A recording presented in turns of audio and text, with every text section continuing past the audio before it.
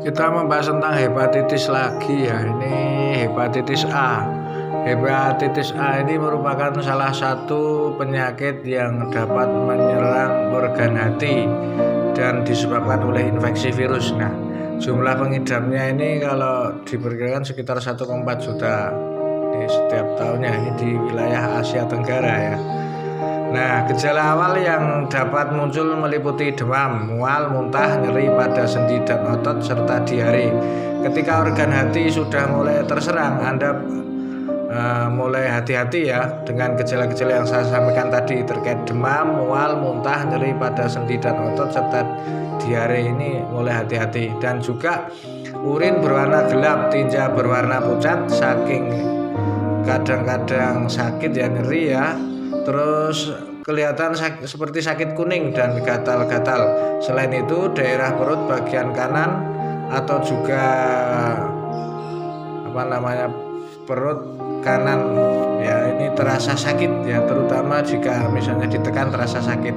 Tetapi tidak semua pengidap mengalami gejala hepatitis A, karena itu penyakit ini kadang sulit untuk dideteksi.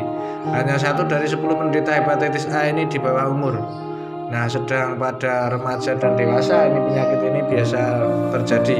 Nah, penyebab dan penularan hepatitis A, karena hepatitis A ini menular ya sifatnya ya.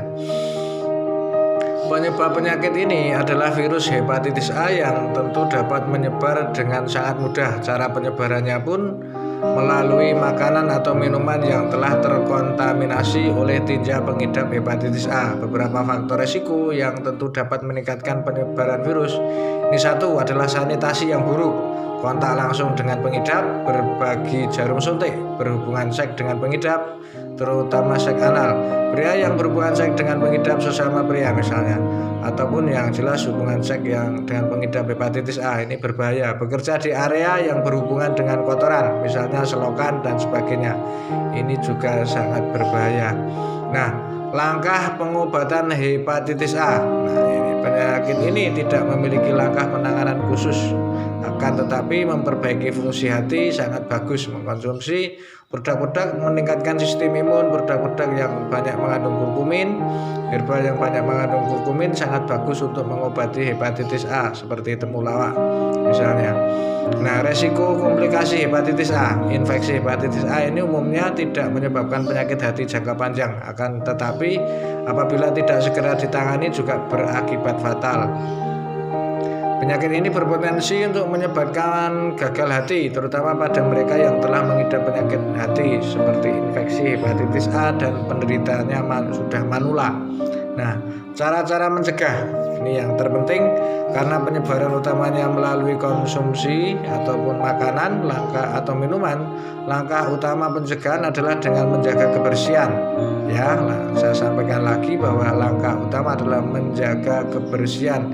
Langkah ini dapat dilakukan dengan mudah, misalnya selalu mencuci tangan, menghindari konsumsi makanan-makanan mentah, makanan-makanan yang tidak bersih, ini seperti jajanan, pedagang kaki lima dan sebagainya. Selain itu, vaksinasi hepatitis A ini juga perlu digunakan ya, seperti itu. Nah, gejala-gejala dari hepatitis A tadi yang saya sampaikan terkait muncul pusing, mual, muntah, sakit tenggorokan, diare, badan pegel-pegel semua, otot saraf, kehilangan nafsu makan, ya, kelelahan dan nyeri pada otot serta di sendi. Ketika organ hati Anda melalui terserang dan urin berwarna gelap, tinja berwarna kuning pucat, ataupun sakit kuning, pembukaan hati, ini beresiko. Ini gejala-gejala hepatitis A seperti itu.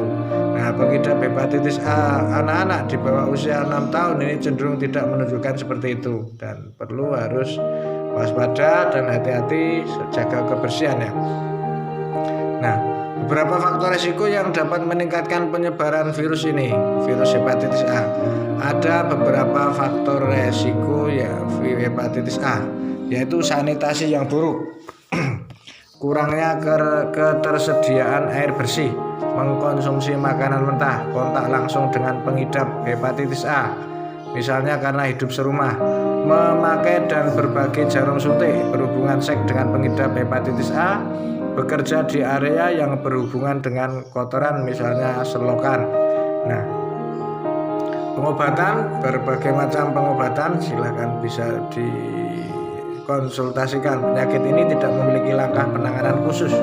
Dengan meningkatkan sistem imun, memperbaiki fungsi hati, minum herbal-herbal yang berguna memperbaiki organ hati, nutrisi terutama. Berbeda dengan hepatitis B dan C ya, infeksi hepatitis A umumnya tidak menyebabkan penyakit jangka panjang. Nah, tapi beberapa kelompok manula ini sangat rentan. Resiko mengalami gagal hati bisa. Contohnya misalnya muntah-muntah, rambut rontok, mimisan. Nah, ini sudah kategori sudah kronis. Infeksi hepatitis A terkadang dapat datang kembali, kambuh. Ini bisa juga. Makanya tetap jaga imunitas. Nah, pencegahannya selalu muncul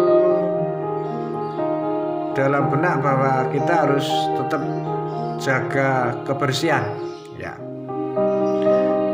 Langkah-langkah mudah yaitu selalu mencuci tangan dengan sabun dan air bersih. Contohnya sebelum makan, sebelum mengolah makanan, dan mungkin kalau habis dari toilet atau ini harus cuci bersih. Jangan berbagi barang-barang pribadi seperti sikat gigi, handuk dan sebagainya. Jangan saling meminjam peralatan makan. Selalu memasak makanan sampai matang dan merebus air sampai bersih. Hindari jajan-jajan di kaki lima yang tidak bersih. Hindari konsumsi makanan mentah, apalagi makan makanan yang dekat di perairan dan terkontaminasi, misalnya tiram ya. Nah, ini beberapa yang saya sampaikan terkait pencegahannya juga. Demikian saya sampaikan, semoga bermanfaat terkait hepatitis A sebagai bahan untuk pengetahuan Anda yang tanya tadi.